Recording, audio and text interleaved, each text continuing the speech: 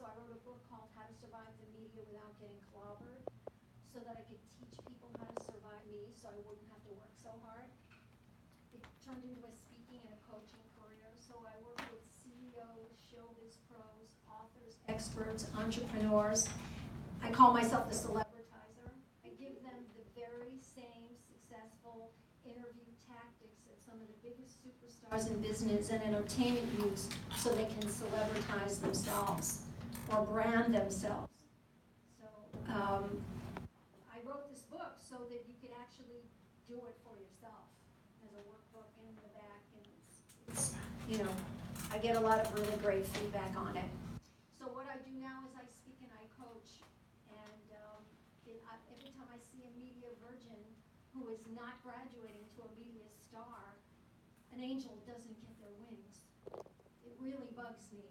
So that's why I'm here, and hopefully that I can empower you in some way or give you some nugget that will spark a fire for you. And that's, and I definitely want to hear from what you guys are doing and what you're up to and how you see it, because you really need to change the way you think about the media. We were talking earlier, especially with new artists. I may ask them how many people here have done any media, and a couple of hands go up, and it's really great. But for the most part, I'm still writing songs, I'm still getting my studio together, I'm still getting the people I'm going to be working together with. I'm not really doing any media. So when I revised my book in 2010, I decided to redefine media because of the explosion in media of tectonic proportions that we experienced in the 2000s, which we are still, I don't even say we're recovering from, we're still feeling. So up until 2010, the definition of media was radio, TV, print, and people in the production of, which is fine. Thank you, Mr. Webster. I appreciate that, but it's 2010, okay? And we're all walking around with cell phones. And social media was starting to put its funny little head.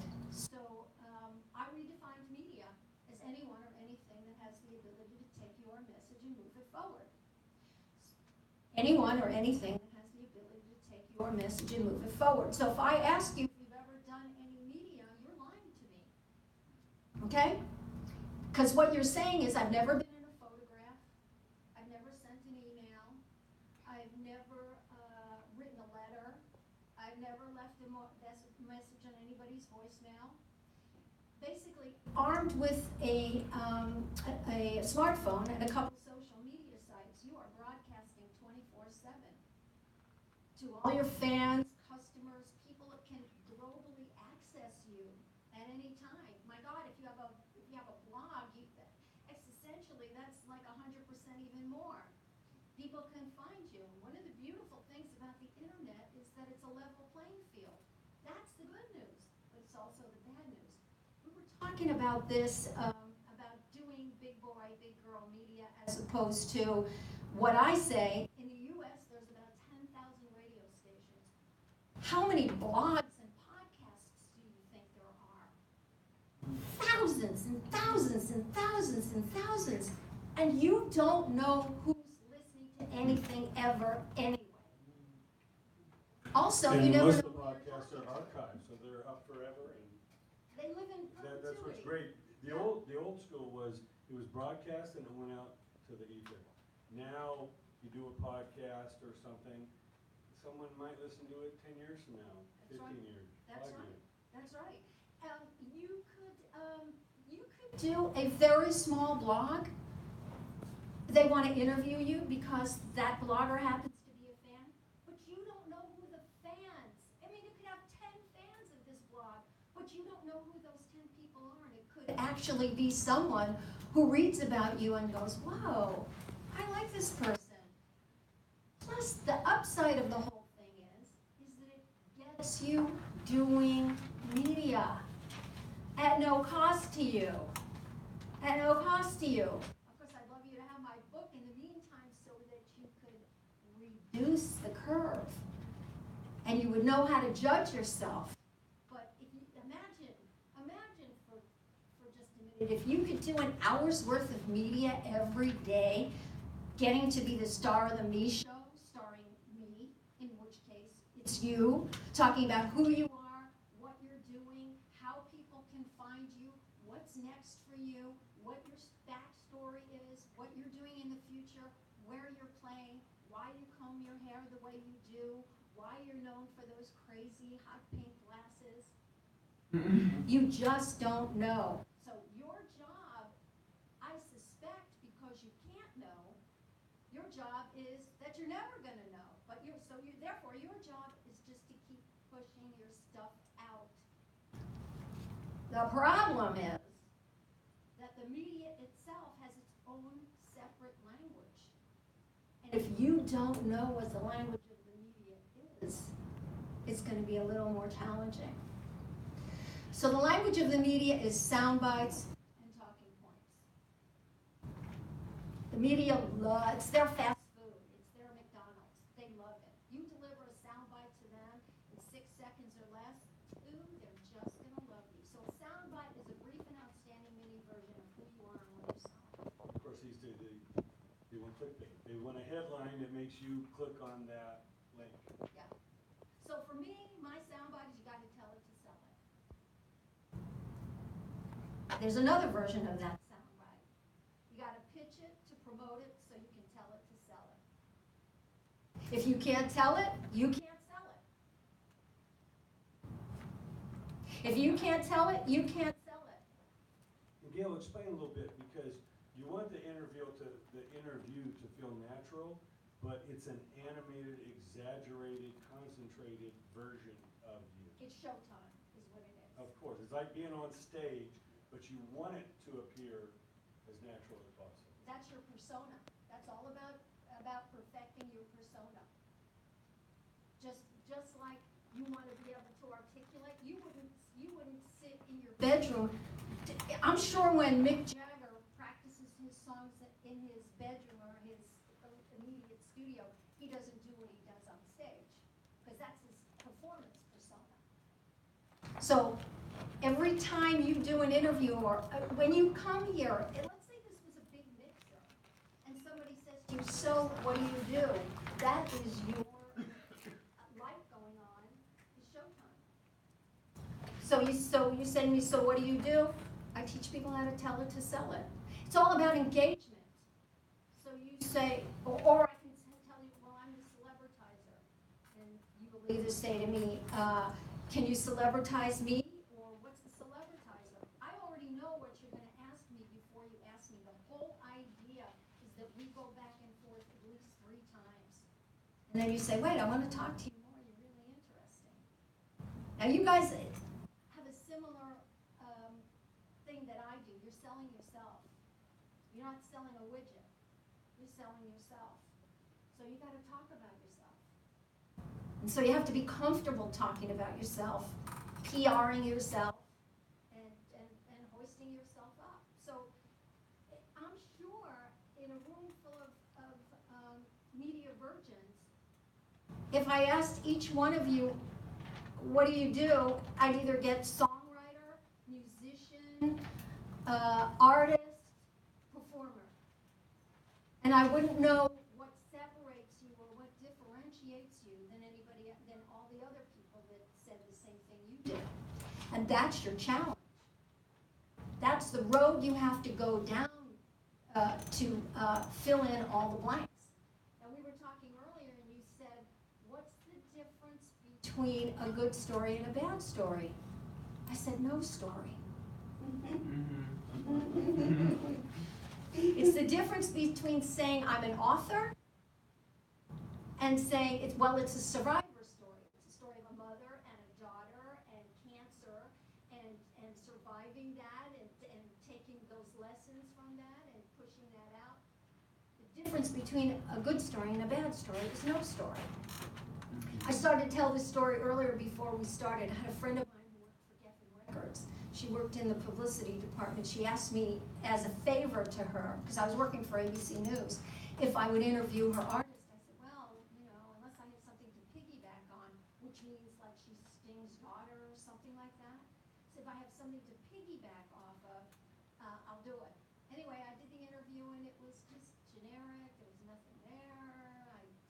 Other than this was a new artist that nobody ever heard of.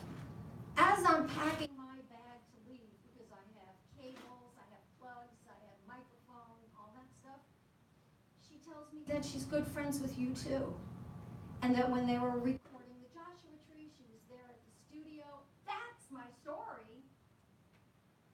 I was so pissed off, I just continued to pack up and I left. I couldn't do it. I couldn't do it. And that's your job. Okay, so a soundbite is a brief and outstanding mini version of who you are. A killer soundbite is full of color and detail. So basically what you want to do is you want to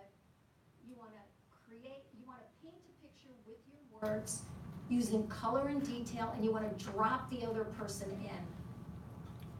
So let's say, for example, I said that I was born and raised in Washington, D.C., and I live 2 blocks from the White House. So now you see the White House. And so early in the morning, when on my way to school, I would see the limousines coming out of the White House, and then when I was coming up from school, I'd see them go back in. So now you see the White House in the morning, and you see the cars with the little flags on them. So you want to paint a picture worth your words using color and detail. So when I was 5, I met I'm online right now. So when I was 5, I met Elvis Presley, and it was so amazing. But he was so sweaty when I saw him. I couldn't believe it. I shook his hand. I was like, but he was really nice to me. He patted me on the head. Can you see that happening? Can you see him sweating in that white outfit with the cape and everything? So It's only tailing off. Yeah, that's right. Color and detail, color and detail, color and detail. Because a great soundbite is both a sizzle and a stick. So you want to take who you are. You are a reporter too, reporting your story. So it matters what time of day it happened, what they were wearing, how it made you feel, what they gave you. They just didn't give you a present. They gave you a box of candy, or they gave you a flower, not just any flower, a red rose. Color and detail. Talking points. Your talking points are the points that you are going to talk about each and every single time you do an interview, but you won't do all of them. So you have talking points in your life, but when you're going for a job interview, you don't necessarily talk about the relationship you have with your children, or how you were fired from your last 5 jobs. You just want to stick with the talking points you need. So you can bet your bottom dollar that they have researched you before they've interviewed you. You researched them too. They may have gone to the same high school as you. They may be as big a Laker fan as you are. They both might know Jay. There might be an angle that you can now approach the interview that's going to be more receptive to who their audience or who their platform is. Precisely. Precisely.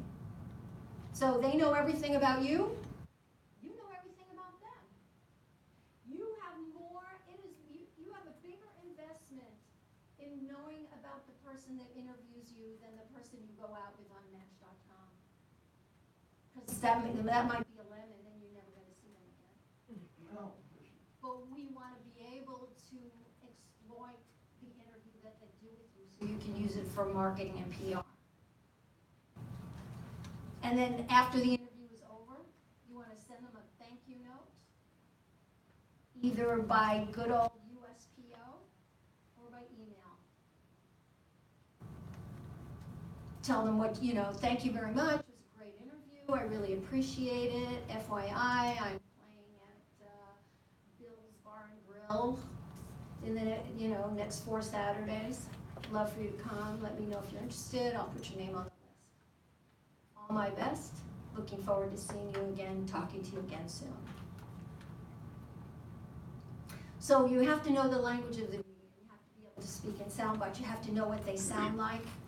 And that also falls under research and development. Because sometimes your sound bites are not so cool. They fall flat. And you don't know which ones they're going to be. So you have to practice all the time everywhere you are. So wherever you are, people ask you what you do, it's showtime. Because that's a cheap, free way of practicing your media skills or your interview tactics. So you have, and you can do the same thing that I suggested this other young artist do, and that is make a list of the 10 artists or the 10 speakers or the 10 celebrities that you admire. Go and watch at least 5 of their interviews, each one. You don't have to do this all in one day, of course. What was it about the way in which they handled themselves that was impressive to you, that you thought checked all the boxes in terms of how you want to present yourself, and then how you can take what they did and own that for your own? You know, Native Americans say all power is meant to be stolen. So give generously. And Gail, talk a little bit And it's about, constantly evolving as well. you know, as you master your ability to give great interviews, an interview could literally be 30 seconds on a red carpet, or an unlimited hour or 2-hour conversation with a journalist in a room. It's really up to them how long the interview is going to last, unless you tell them up front, like, I'm in a real hurry, I got like 10 minutes, unfortunately I've got to leave. You know, we've done interviews where we never wanted to end. Yeah. I interviewed Robert Trujillo from Metallica in our office right up the street. I didn't want it to end. It was 2 hours long, and he said, "Jay, I can't wait to come back for the next one." That's right. Well, that's how I feel when you interview me. Seriously, I've been on his show twice. It's fantastic. Just really fantastic. He's got a real gentle touch. It just and he just kind of lets you talk, and if you wonder, he'll pull you back. That's very generous. What we all do is we guide the interview to try and get out of the subject what we want our audience to hear. Mm-hmm. So it's a lot of massaging. There's a lot of give and take and guiding, because they may want to talk about their new album, but guess what? The format of our show is their full picture. How do you get started? What was the first album you bought? What was the first big arena show that blew your head off? What was, you know, who were your inspirations, your heroes? Did someone in your family inspired you to do this, or did you go against all odds? You know, let's get the backstory before we get to sold-out show at the Rose Bowl with 3 encores. You know, we want to know where you came from, because our audience wants to know. Well, I know you didn't start at the Rose Bowl, so let's talk about the journey, how you ended up there. Yeah, that's exactly right. That's exactly right. And he has trained his audience to what they can expect when they listen to his show, which is the same thing as any other journalist. But don't kid yourself. The media is everywhere. We are the media. We ourselves are broadcasting 24/7. And we are doing much more social media than we're actually doing press at this particular point in our careers. So we get to be the interviewer and the interviewee at the same time. No more photographs of donuts or pizza. No more. It's no more business as usual. You are the editor, the producer, and the star. And you got to be talking about your business 24/7. Does that mean that suddenly you become some kind of nerd that nobody wants to know because all you want to talk about you? You still have a style. You have a writing style. You go through life. You know, one of the very cool things I saw one time was Taylor Swift was shopping. So she has someone take a picture. She's got 2 dresses, a red one and a blue one. So she posts it, the red or the blue. That's business. She's doing business. Her business is to get you to respond to her. And she did. And then the next day she took a picture of herself in the one in which they voted for. That goes full circle. That is really a home run for her. And knowing, you know, I mean, look, she has a team, you know. I'm not, you know, you could do it 100 times and nobody responds, and then the 101st time they do. enjoy that small victory. It takes a while. You have to train your audience. You have to train your fans. That's why you need to be consistent. That's why you can't have the donuts and the pizza. So, I mean, one of the things I do is I kick anybody off my feed that curses. I'm not doing it. Unless, of course, I wrote the book, The 10 Curse Words You Should Always Use. Then that would help me. So you got to think about it. Again, as part of your research, if you're going into a show and you know it's publicly broadcast and radio cannot play profanity and you're profane, they might not even use your interview. They say, my boss doesn't allow us to have bleep kind of conversations. So know what you're getting into. Or if the show is the Howard Stern show and if you are more rowdy and risque, the better, then you're going to accentuate that aspect of it, not be holding your tongue.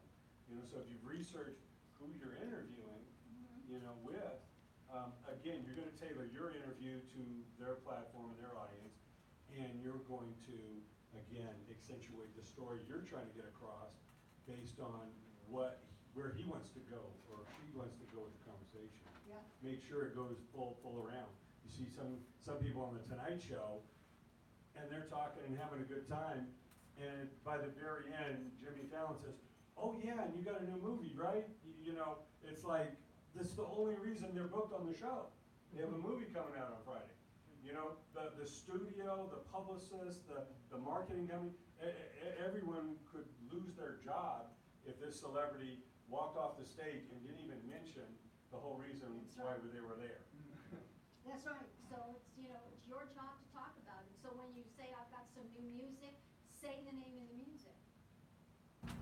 Say if it's part of a compilation, say the name of the compilation.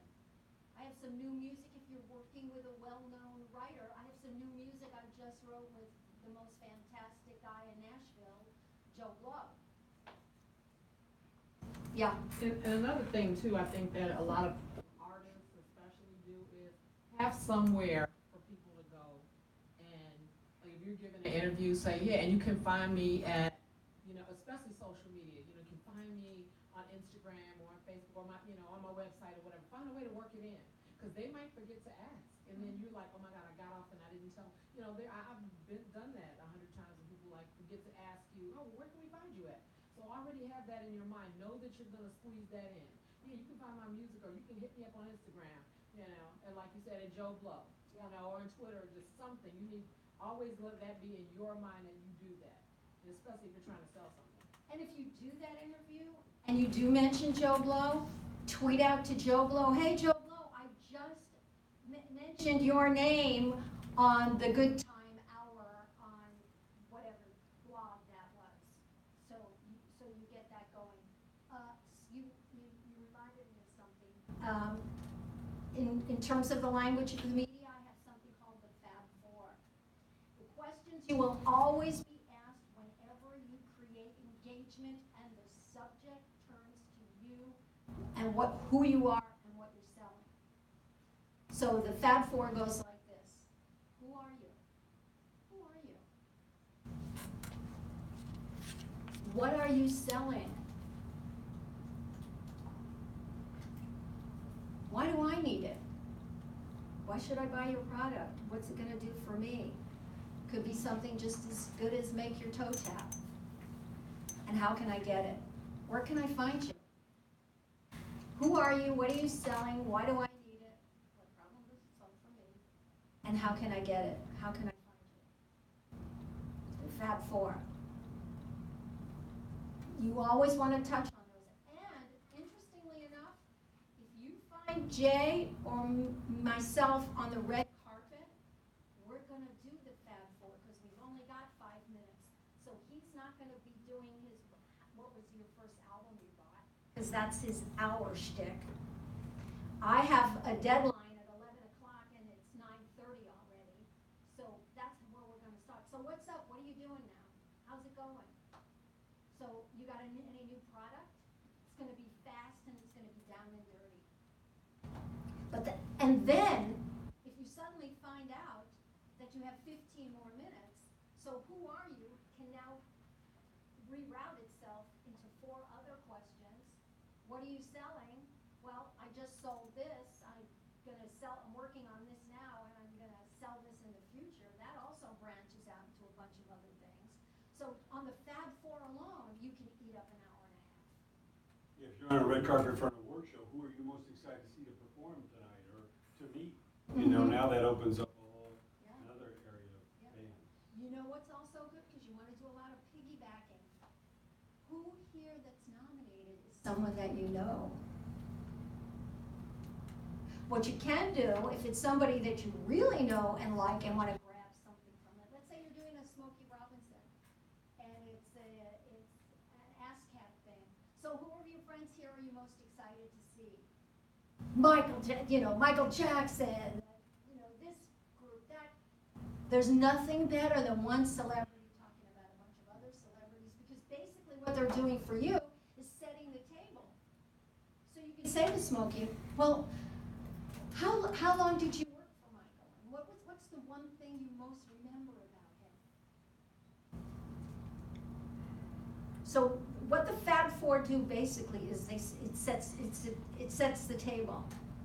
So you as the interviewer now have things to choose from. So if you worked with Joe Blow in from Nashville, did you work with him here or in LA? How was Nashville? Did you meet any other people while you were there? And if I'm writing for the Nashville Times, it just doesn't get any better than that. And what did you learn most from that experience of working with that person? Absolutely. And would you choose to work with them again? Mm-hmm.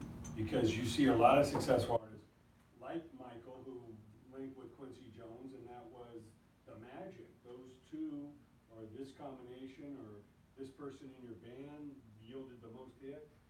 What was it about that combination or that chemistry that created such high quality product? No yes or no answers ever. Yeah. Figure out a way to say yes and or no without doing it. I have a list of 35 killer interview tactics for surviving the media. I have it in my book, but you can get it if you go to Interview Tactics, or if you give me your card, I will email it to you so that you have it. We have some free interview tactics. I have a question. Yeah. So I'm an artist, and I write songs. I have an album out on iTunes and major music sites. I'm live streaming on YouTube, just to let you know. My name is Eyvette Moore. And just a question, I'm getting the ideas that it's a good idea to interview yourself maybe on your Facebook page, on your YouTube page. I see, people who do church sermons like that, and who are radio celebrities. They do their own, talk, interview.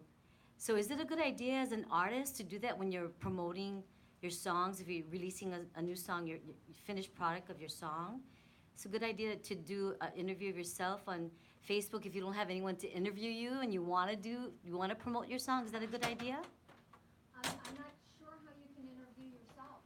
Or like talk about my song or something that I just released. Oh, that's Here. a great, yeah. I think what you're referring to is a controlled interview. In other words, you create an interview, find a warm body in your camp, or someone just throw out the questions, you're giving the answers, and you're putting that out there.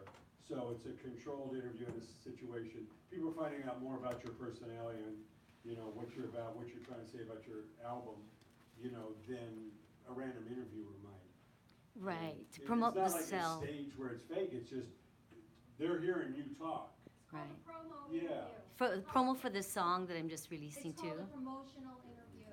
Yeah. I shoot a lot Okay. of those for artists, and basically, it's a great thing to have. And you can always tag this at the end of whatever video that you're shooting. So it's just FaceTime with you, and you say what you're doing. Your answers are 20 seconds or less. You cut these up into snippets. You can drop one a week if you want to. Yeah. You can have a page on your website where you have all of them, and so people get to know you on a lot of different levels. And especially your songs. So you could do a little interview segment of what this song is, how you wrote it, what the lyrical, you know, where you were inspired by, and then play that song. Those could be different clips. So over time, you've got new content, and they're getting to know your personality and the songs. They may love that song even more when they find out what it was about. Oh, I can relate to that more now. Just keep it concise, just keep it tight, 20 seconds or less. And because it'll get, also, what you can do, you can just talk and then cut it in post. You may have 3 snippets out of 1 answer. And you can just label them whatever you want. That's how we do it. Like if I'm interviewing somebody on the carpet and I ask them, tell me about the movie, and it takes them 37 seconds to answer it, and I only can have 7 seconds or more, I pull something out of that. And then if the film set is #1 at the box office, I go back to that original soundbite, pull 2 more out of there, and then I have a second story for the next weekend when it goes #1 at the box office.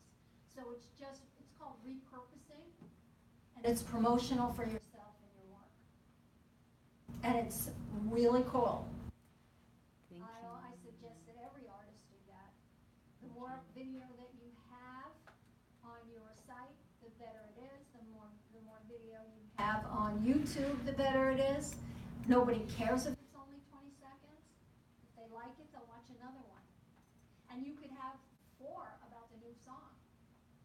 It's just, you're just coming at it from a different place. How you thought of it, maybe you sang differently on it, how it made you feel, and how it was about your grandfather. Sometimes we get like nervous to just post something that might make us look bad, because you kind of, you know, a lot of people are just shy. That's the problem with spontaneous posts. What we're talking about there is a controlled environment. You should be doing test interviews anyway with yourself to, again, look back to see what you look like or how you talk on those interviews and better your interview process. See, the problem with constantly just posting spontaneous stuff, yeah, you can delete this or that, but a lot of times once it's out, somebody may have captured it and it's out there forever. We know people try to take tweets back and somebody screenshot the tweet, it's forever.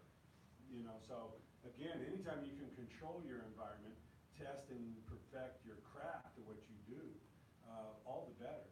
No successful person would ever allow them to have it. You have to think about what is Elon Musk doing? What is Celine Dion doing? What is Garth Brooks doing? Do what they do. What are the people that are super successful? What decisions have they made to do? So you should A lot of times decipher. when artists are shot for an article, they get first, you have to run the photograph past them. If they don't like the photograph, you got to do another one, or they got to Photoshop it. Typically, the artist provides the photograph.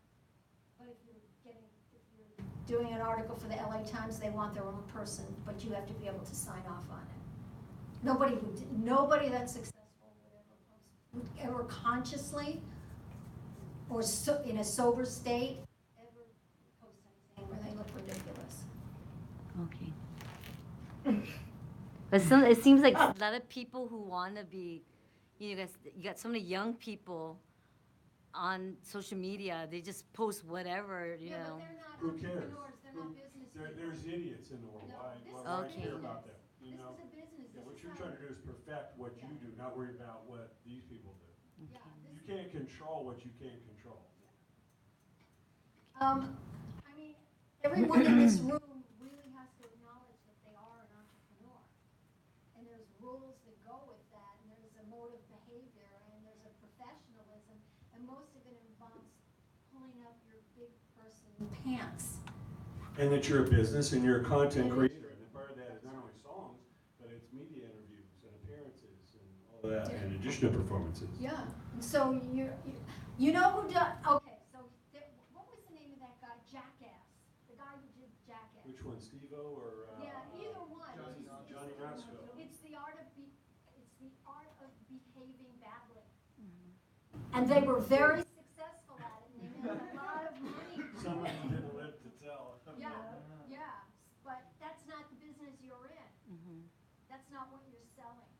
So you have to be very clear. That's why. Who are you? What are you selling? You have to be very clear about who you are and what you're selling. Who is your audience? If you don't know your audience, you better stop, turn around, and define who your audience is. Who buys your stuff? Who comes to see you? Who are they? You know, it's funny because a lot of times here in LA when I talk to artists who are actually playing clubs here and doing stuff, and they just want to get bigger in terms of marketing and PR. And within 5 miles of where we are, there must be 10 chambers of commerce. Every single chamber of commerce, at least once a month, has a mixer. It costs about $10 to go. So you go there and they stick a little sign on you. And you think, well, why would I want to go to a chamber of commerce? Well, what do I have in common with them? Number one, they're all entrepreneurs. Number two, they all have their business. They all have their own business. Typically, if you're an entrepreneur, you're a creative person because everybody told you what you wanted to do. Don't give up. They told you don't give up the day job. So you have a lot in common with them right there. And and they all have Christmas parties, so maybe they need entertainment for their Christmas parties. And they all have friends who have parties. And everybody likes to be the one that discovers a brand new band. Plus, you'd be a super novelty that you even had the guts to go there. And then everyone's going to come up to you the same way they're going to go up to Joe, who owns the maintenance company, and say, oh, so what do you do? It's showtime. It's showtime. How do you describe yourself? Does anyone here want to tell me how they describe themselves as an artist? So, okay, hi. So I look at what's your first name? Felice. Felice. So I look at your little, oh, hi, Felice. I'm Gail. What do you do? Well, Gail, I am a top 40 EDM singer DJ. You could just say, without sounding like a commercial, I'm a DJ. Because I'm an artist. Because don't give away steps of engagement. The DJ could mean you're playing other people's music, but you're an artist. You're creating original music. Yeah. So what I would do is I go, I'm a DJ. Or should I just say I'm an entertainer in general? No. No, No, you're too far away from it. I'm a Okay. DJ. I'm a DJ. That's Go what like it is. this. And go like this. Yeah, I do a little like. And do a little like, so you're telling them two different ways. And they go, really? What kind of music do you do? And you go EMD, which most people don't know what it is. EDM. Out EDM. See, I don't even know what it is. She's next Yeah. to 2 letters. So do you have an answer to that question? Because that's going to be your third question. Yeah, not good question. It's electronic dance music, so that's the full acronym, and it's very popular right now. Basically, a lot of things you hear on the radio. Can you explain it a little bit better than that? Yeah, it's something that you would hear if you could walk into any nightclub, anything made electronically, anything made on a Mac computer. So you want me to think what? I want you. Think Yeah, what? I want you to think festival, Party? Tell me what you want me to think, because you get to program my questions now. Oh, now I'm programming questions. You're programming me as the person. I want you to think of those thousands of people just attending a festival, whether they're drunk or high, and they're just trying to get out of their mundane and boring life, and they're ready to see a DJ that's going to energize the crowd with I lights want and to throw sound the word and color. young in there. Yeah, and 25 and under. But yeah, that's Okay, so EDM? EDM, Okay, tell me what that stands for again. electronic dance music. Okay, you have to say that. If they're saying to you, what is EDM, they have no idea. So imagine for a second you're talking to a very intelligent 14-year-old girl who has the ability to understand what you say but doesn't have the experience of it. So now this is a teachable moment. So don't throw it away. Because if they're asking you that, you're the first person they've ever met that does that, and they want to know more. So now you have the power. Okay? So I say, so what do you do? I'm a DJ. I'm a DJ. Yeah. Pizza. Well, what Well, kind again, of? my problem with the word DJ It could be playing other people's music on the radio or a podcast. It could be playing other people's music in a club. That's a, Or they could be creating their own music. yes, but An that's. artist is what it's first, and then he makes electronic dance music, you know, in clubs. He doesn't necessarily play I an got instrument, then he's a DJ. But if you say you're DJ first, it could be 15 different things. I got it. I'm a DJ. If you're an artist, it means you create original music. Electronic music. We're just trying to create engagement Mm-hmm. so that they ask you for your card or you ask them for them, or they say, we have a Labor Day party coming up. Can you play our gig? Exactly. So you would just say an artist or DJ? Yeah, you're an artist. I'm an artist. I'm If like. you went further, you make electronic dance music. I mean, I That's like usually that. That's usually how it starts. I'm like, I'm an I'm a artist. DJ and then I making go original artist what? music. And then, Yes, you yeah. can play other people's music, but what you're trying to do is play all your own original music. Exactly. And remixes. Yeah. Where I'm lost with that is, from a monetary standpoint, from a booking standpoint. Yes. I always just say my daughter's a celebrity DJ. They get it. I've never had anybody else to say, she an artist, she this, because I'm trying to get her booked to play gigs. So the only thing I would not want you to do is just say, for instance, you got 2 people in that room that there's gonna be hundreds, but you're talking to 2 different people. You're talking to the person that's looking for a performer and a DJ, but you also wanna talk to the person who's not necessarily looking for a performer, they just want somebody to come and play be a DJ at their Play the wedding or something. Exactly, you see what I'm saying? So you also have to figure out what works for you so you don't lose business. 'Cause you know what I'm saying? If you playing a wedding, like you said, they really don't necessarily want you to sing or No, whatever. we're talking more in the media, and if the media's gonna get an interview, you don't wanna talk Well, no, about playing Gail- other people's music. no, You no, wanna we weren't talk talking about the media, tell us Gail. about your music. Right, but Gail, at this point, we started at going to the Chamber of Commerce. Yeah, That's what we just talking to, Yeah, just that to we're talking about practice Chamber of this Commerce. stuff and Yeah. be in that space whenever we can for people to throw things at us. Absolutely. So when the real deal happens, Yeah, if you're walking into a situation where it's more mainstream, not even music oriented, and they might be looking to hire a clown or a ventriloquist or a magician, then you might say, yeah, I'm a DJ, I play all kinds of music. whatever I'm on you the need." internet because we Yeah. talk about Yeah, Chamber of well, Commerce. But what we're mainly, looking- we're talking about getting media for artists, Right. you know. well, the thing is, it doesn't matter who you're talking to. Because the media is everywhere, we are the media, and if you can't tell it, you can't sell it. I'm an artist and DJ. Yeah. I'm an artist DJ. Right. Artist and I think saying like I'm an artist and I'm a DJ. And then the next question is obviously going to be, well, what do you do? Is that original, or you play Yeah, other people's exactly. music? It's like, I make Yeah, EDM music. engagement. Next question, what's that? Electronic Engagement. dance music. Yeah. Exactly. Just like if you're a band, you can do covers and you can do original music. There's a big difference. And I'll fumble But a with- journalist is not gonna wanna talk to a cover band or a DJ playing other people's music. No, exactly. That makes you just everyone. There's 15,000 of them. Yeah, you lose that interesting piece of the story. Well, it's Right. completely different, it's just one-on-one, but you have to have the basics here because we're learning a whole new language and a whole new way of messaging. And that's why this is really important, because you don't wanna stumble around when you actually finally get to talk to a real journalist. So this is all free. This is all free stuff to work out. You know, bodybuilders just don't bodybuild just to do the show. They bodybuild every day. Yeah. So we need to take it's a muscle. We have a media muscle. And this will actually spill over into the way in which you present yourself online as well, because you're retraining your brain. You may change the way you present yourself just on Facebook, or just on Twitter, or your Twitter profile. I change my Twitter profile all the time, because I'm constantly learning new things about myself and what I'm selling. Yeah.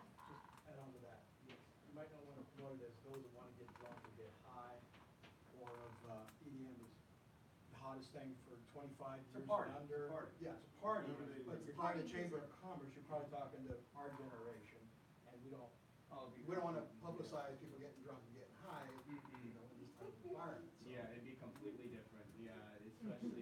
Yeah, again, you tailor your message to the audience Yeah, that you're she intending. was saying she's 14-year-old. Yeah, like, if girl, it's like, they're trying to okay. hire entertainment for their kids' I would not party. tell the kids that either, though. You know, like you have to watch. Yeah, come to I think I can't tell you how many times I've had a conversation where I've even asked the girl, I've been like, how old are you?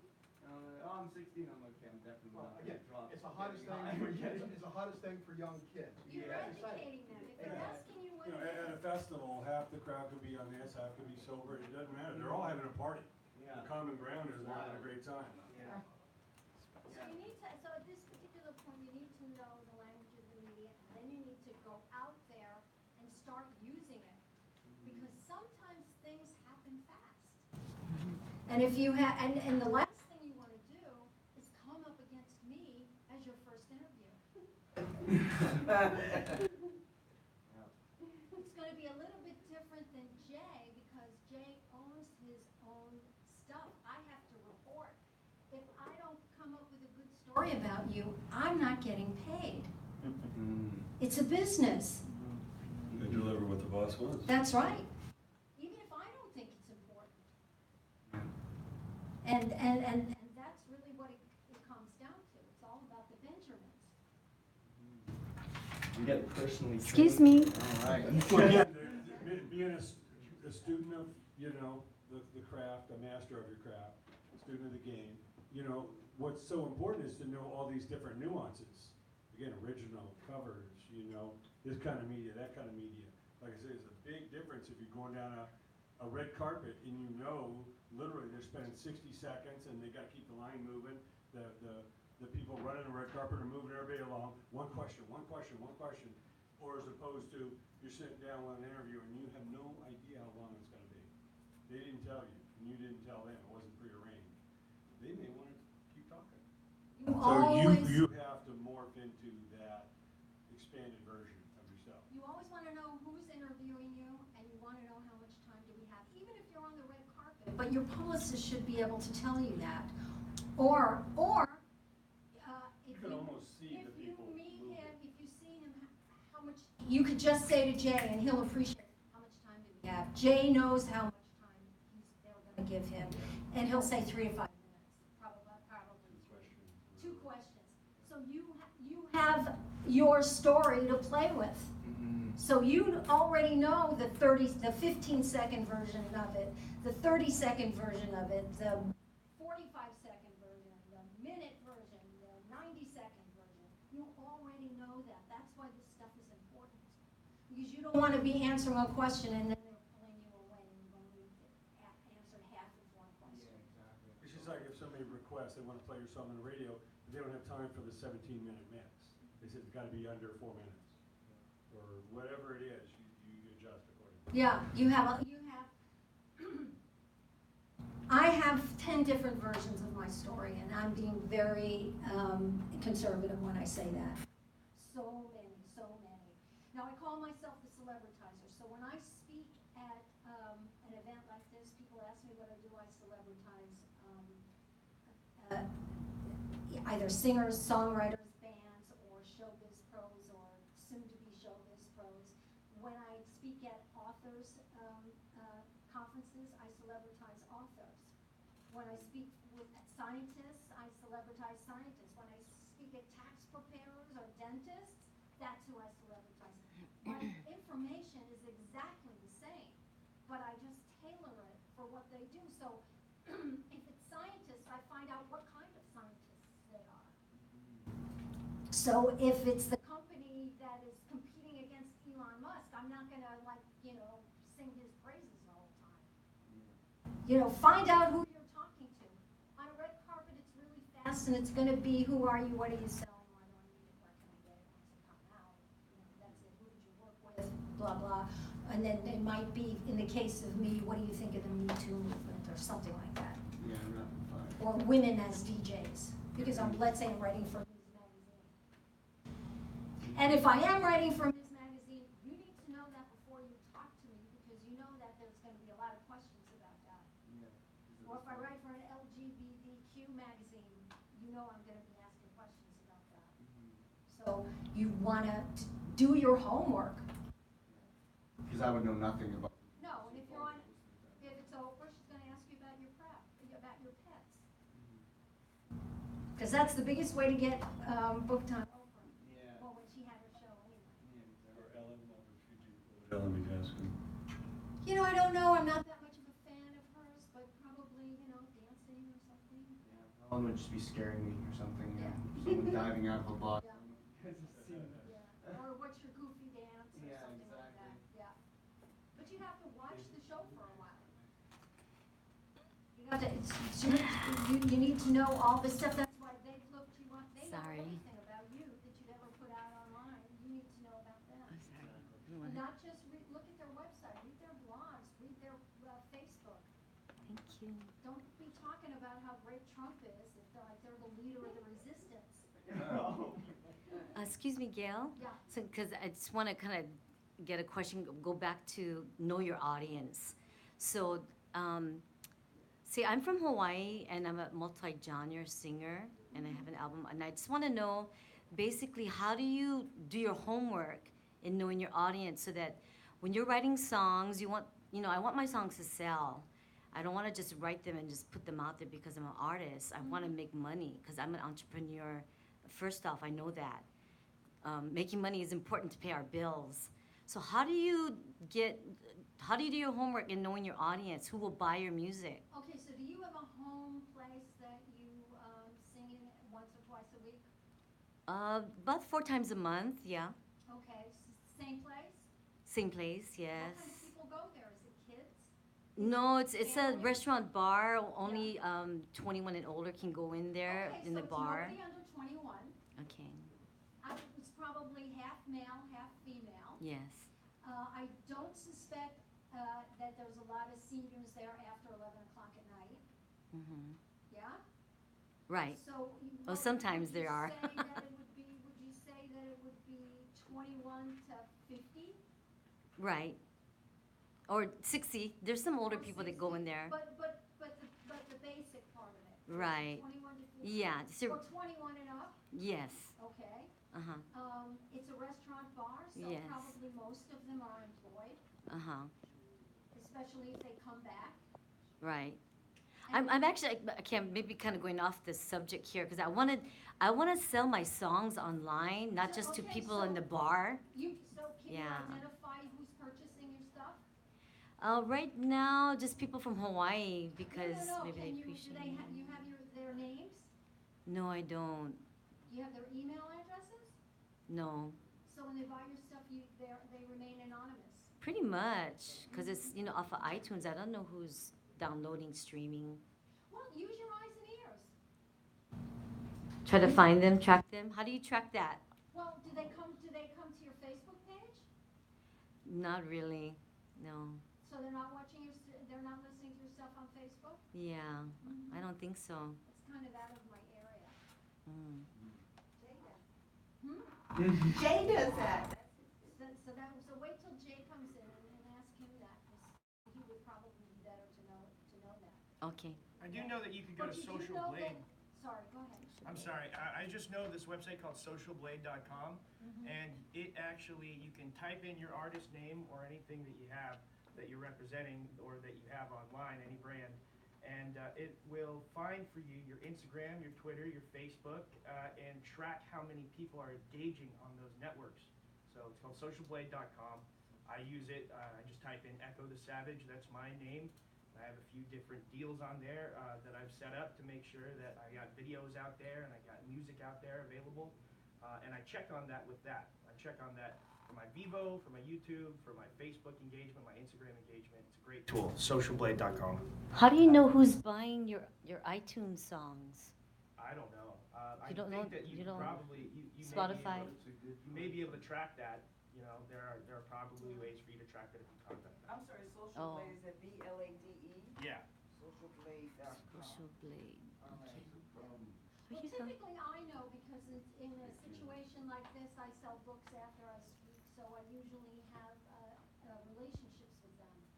I stay in touch with them, they stay in touch with me, I want to know how they're doing, they want to know how I'm doing, and it's like a happy family, so I know who my target market is. Something that, Yeah, obviously, it's not anybody that's an entrepreneur. But even if you owned a gas and it was on Hollywood and Vine, there is a possibility that you could be the celebrity gas station. They have celebrity cleaners, why is that not possible? Socialblade.com. Celebrity caterer, celebrity bridal photographs. When you perform at your club, you have your CDs and your cards out, right? Yeah, Behind you, right? right, but, What Jay always does, he has a book out with an email address. so get their email address? Yeah, I should connect them as followers, right? Yeah, It's surprising if they buy it easy to go forward. That's very basic. To have what Jay does. Say, follow us on Facebook.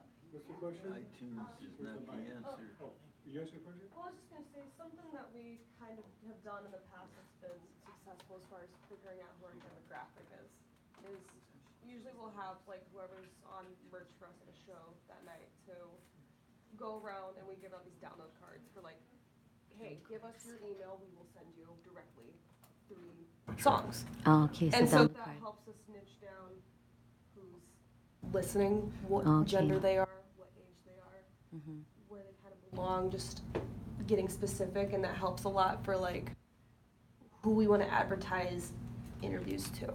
Okay. Like who, like we know, like we did an interview with such and such. Like who are we gonna boil down who sees this advertisement for this interview, which is, you know, it's like, Mhm. it helps. Helps. Cause like, you know, you can't just like say, everybody see it, cause that Right, right. So, yeah. Mhm. That was neat. Okay, does anybody have any other questions? I want to ask Jay that again. Well, Get we'll an have answer to from wait till he him. comes back in. Yeah, he's here. The best I can do. Sorry, Jay, what was the you question? know, I asked her, you know, you talked about know your audience, Yes. do your homework and find out who's buying your songs. Yes. So I wanted to find out how was the homework done. So I got a few things to pass out the download cards. I can get their email, How to just get find their out more who email. your audience is? Get, Who's yeah, actively buying?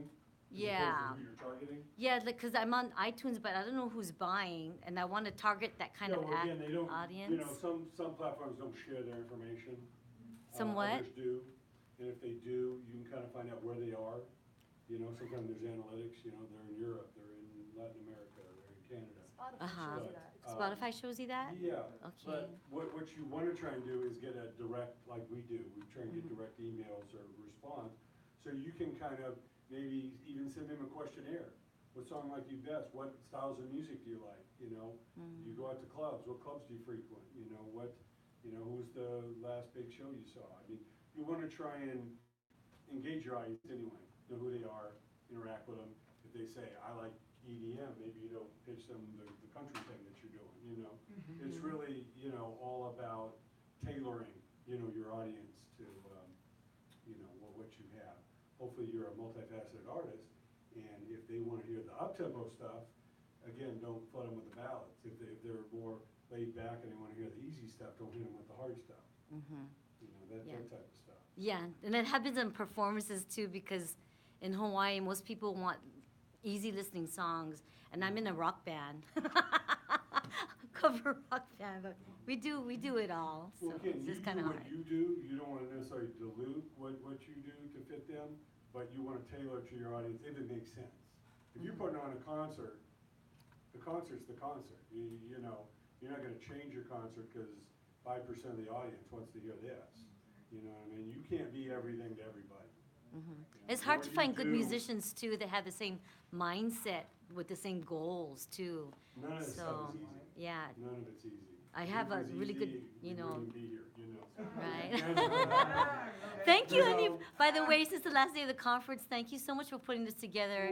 I've been Well, live we streaming appreciate it. on. We still have a whole day ahead. Yeah, Matter of I fact, gotta we're leave gonna early. wrap up this session, and let me make a couple announcements. First of all, give it up for Gail Murphy. I have some books here if anybody's interested. I only brought 5. I would like one. Oh, Yeah, definitely get with Gail on that. We're now gonna start to morph into 2 rooms here. We have what we'll call the front room and the back room. Also, as we get more people here, Chuck has a sign-up sheet where one by one, there's no crowd, we're not all going to the back room there. They're gonna do some demo critiques and listening throughout the day. Again, with a modest audience, we can pace ourselves. It's not like everybody rush back there, but they got a sign-up sheet. So Chuck, why don't you bring the sign-up sheet in here? Colonel, why don't you grab the sign-up sheet so I'll get it. everybody can get their little pecking order? Again, everybody's on a different, how many hours they got to sleep, did they get anything to eat before they came and all that. We're gonna have very short breaks because we've got like 3 more sessions, and then we go into our big grand finale. And there could be some very special people that pop through for that. So either way, it's gonna be phenomenal close to the 3 days. But what we're doing is, they're little 15-minute breaks. But there's a Taco Bell literally 2 blocks up right here. You guys probably passed it on the way. Some